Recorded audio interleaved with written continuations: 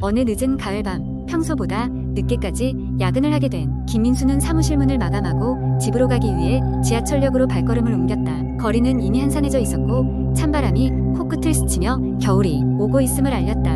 민수는 자신의 코트를 여미며 빠른 걸음으로 역을 향해 걸어갔다. 지하철역은 기묘할 정도로 조용했다. 평소라면 이 시간에도 귀가하는 사람들로 어느 정도 북적였을 텐데 이상하게도 그날따라 승강장은 텅 비어 있었다. 민수는 머리를 극적이며 일부러 자신이 모르는 연휴 때가 아닌가 잠시 생각했지만 달력에 특별한 날은 없었던 것을 상기하며 두어 번 목을 돌리고는 스마트폰을 들여다보았다.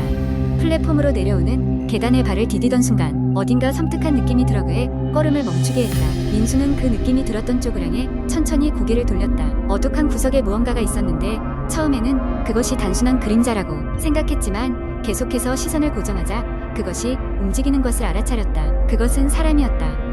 검은 머리카락은 엉켜 있었고 얼굴은 그림자로 가려져 있었지만 분명히 거기에 서 있는 여성이었다. 그녀는 그의 시선을 피하듯 고개를 조금 숙이고 있었고 한 손으로는 무언가를 꽉 쥐고 있는 것처럼 보였다. 민수는 좋지 않은 예감에 휩싸여 고개를 돌리고는 서둘러 발걸음을 옮겼다. 이상한 기운에 경계심을 높인 채 최대한 그녀 쪽을 보지 않기로 했다. 하지만 플랫폼에 도착해서도 그 느낌은 머리를 떠나지 않았다. 이미 늦은 밤이었고 지친 몸 상태에 얼른 집에 가고 싶다는 생각뿐이었다. 그때 기차가 승강장으로 들어오고 있었고 철컥거리는 소리와 함께 문이 열렸다. 민수는 재빨리 열차에 올라탔다. 사람 없는 칸은 더 음산했지만 어쩔 수 없었다. 주변을 둘러본 그는 안도의 한숨을 내쉬며 자리에 앉았다. 눈을 감고 잠시 생각을 정리하려던 찰나 그 순간 다시 한번 소름이 온몸을 타고 흘렀다. 문득 머리를 들어 맞은편 좌석을 바라보았을 때 그가 본 것은 조금 전 그 어둠 속에 서 있던 여성의 모습이었다. 그녀는 여전히 얼굴을 숙인 책을 바라보고 있었다. 아까 그 섬뜩한 시선과는 다른 눈빛이었다. 모른 척하고 싶었으나 이상하게도 민수의 시선은 그녀의 한 손을 계속해서 향하고 있었다. 그 손에 들린 것은 낡고 헤어진 인형이었다. 인형의 눈은 유난히 빛났고 그것이 인간의 눈 같다는 생각에 민수는 이상한 전율을 느꼈다. 민수는 뒷걸음질 치다시피 하여도 칸 뒤로 피신했다. 그곳엔 비록 몇 명의 승객이 타고 있었고 적어도 조금 더 안심이 되는 기분이었다. 불안한 마음을 달래며 그는 재빨리 휴대폰을 꺼내 친구에게 전화를 걸었다. 그러나 신호음만 길게 울리고 연결되지 않았다. 공포는 점점 극에 달하였고 그는 초조하게 승강장을 기다렸다. 열차가 드디어 그의 역에 도착하자 민수는 거의 뛰다시피 문으로 달려가 열차 밖으로 나왔다. 밖에 쌀쌀한 공기가 그를 맞았다. 민수는 뒤를 힐끗 돌아보며 그녀가 따라오지 않았음을 확인하고는 깊은 안도의 한숨을 내쉬었다. 그러나 여전히 마음 한구석에는 불편한 감정이 남아 있었다. 집에 도착하고 나서도 민수는 한동안 그 기묘한 밤의 기억에서 벗어날 수 없었다.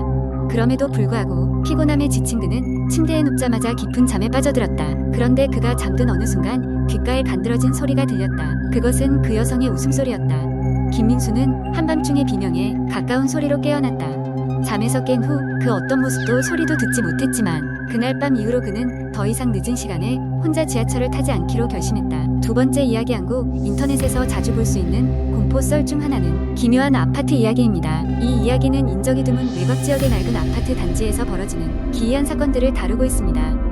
여름이 막바지에 접어든 어느 날 주인공 영수는 도심의 번잡함을 피해 외곽의 한적한 아파트로 이사를 갔습니다. 그곳은 지어진 지 30년이 넘은 낡은 아파트였지만 주변 자연환경이 아름답고 임대료도 저렴하여 영수는 그곳을 선택하게 되었습니다.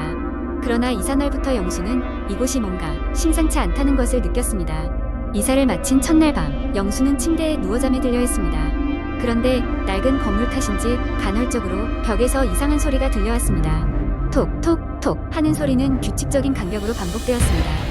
처음에는 배관 소리겠거니 생각했지만 소리는 점점 더 커지더니 마치 누군가 벽을 손톱으로 긁는 것처럼 들리기 시작했습니다. 영수는 불안한 마음을 떨치고 겨우 잠에 들었습니다. 다음날 영수는 아파트 주변을 산책하기로 했습니다. 주변에 만난 주민들은 대체로 친절했지만 어딘가 모르게 수심이 가득한 표정들이었습니다. 그중 한 노인은 영수에게 다가와 조용한 목소리로 경고했습니다. 이곳 사람들은 밤에 혼자 다니지 않는 것이 좋아. 특히 엘리베이터는 절대 타지 말게. 영수는 황당했지만 대수롭지 않게 넘겼습니다. 그러나 시간이 지날수록 이상한 일들은 계속되었습니다. 밤이 되면 아파트 복도에서는 알 수 없는 발자국 소리가 들려왔고 엘리베이터는 영수의 층에 멈추지 않았음에도 혼자서 문이 열리고 닫히기를 반복했습니다. 심지어 늦은 밤 아파트 주변의 나무들 사이에서 사람의 형상을 한 그림자가 매일 나타났습니다. 영수는 점점 공포감에 휩싸이게 되었습니다. 어느 날 밤 영수는 잠에서 깨어났습니다. 식은땀이 흘러내리고 심장이 미친 듯이 뛰고 있었습니다. 그런데 커튼 사이로 불어오는 바람 끝에 사람의 목소리가 섞여 있었습니다. 도와줘. 여기서 내보내줘. 영수는 정신을 차려 창문을 열었지만 바람 소리 외에는 아무것도 들리지 않았습니다. 영수는 도저히 혼자서는 해결할 수 없다고 느끼고 이사를 결심했습니다. 그러나 이사를 준비하던 중 인터넷에서 이 아파트와 관련된 과거 사건을 알게 되었습니다. 10년 전 이곳에서는 거주자들이 연쇄적으로 실종되는 사건이 발생했다고 했습니다. 실종자들은 대부분 탑층에서 마지막으로 목격되었다고 기록되어 있었습니다. 영수는 그제야 자신이 매일 듣던 그 발자국 소리가 엘리베이터와 연결된다는 것을 깨달았습니다. 마지막 날 영수는 겨우 엘리베이터를 타지 않고 계단을 사용하여 아파트를 빠져나갔습니다. 계단을 내려가면서 느낀 것은 그동안 쫓아다녔던 모든 공포가 엘리베이터와 관계가 있었다는 것이었습니다. 아파트를 벗어났을 때 영수는 다시는 그곳에 돌아가지 않겠다고 결심하며 뒤도 돌아보지 않고 그곳을 떠났습니다. 그 후 영수는 더 이상 이상한 소리에 시달리지 않았습니다. 하지만 그 기억은 오랜 시간 동안 그의 마음속에서 지워지지 않고 남아 있었습니다. 아파트 단지는 여전히 그 자리에 있었지만 그 아파트에서 새로 이사오는 사람들은 점점 더 줄어들었습니다. 그곳은 시간이 지나도 여전히 인적 드문 미스터리로 남아 있습니다.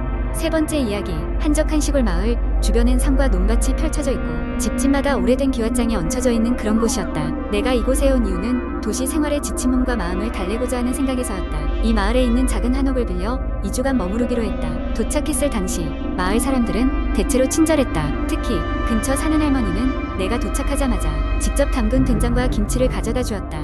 첫날 밤 귀뚜라미 우는 소리와 함께 선선한 바람이 불었다. 창문을 열어두고 문턱에 걸터 앉아 선선한 바람과 함께 여유를 즐겼다. 그런데 그때였던 것 같다. 발밑으로 서늘한 기운이 느껴졌다. 잠깐 춥다고 생각했는데 그 느낌은 더 이상하지 않았다.